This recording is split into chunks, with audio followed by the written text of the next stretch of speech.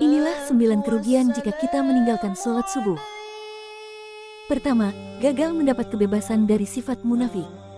Rasulullah Shallallahu Alaihi Wasallam bersabda, salat yang paling berat pelaksanaannya bagi orang munafik adalah salat isya dan salat subuh.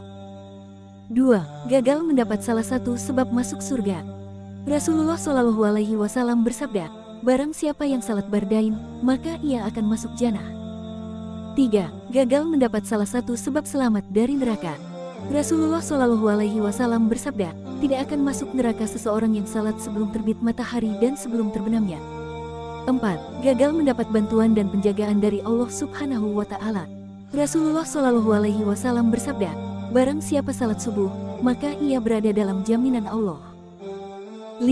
Gagal mendapat pahala qiyamul lail semalam suntuk.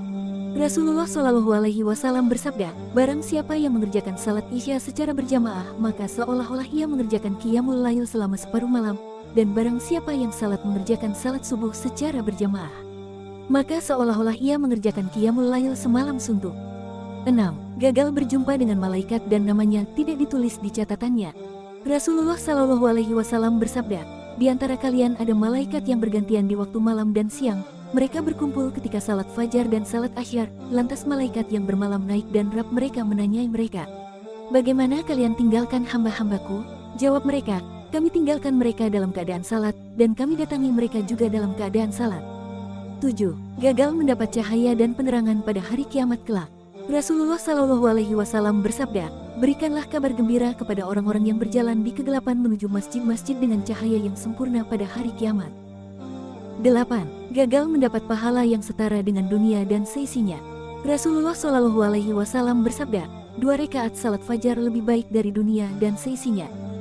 9. Kehilangan berbagai kebaikan, keberkahan, rezeki, dan pahala.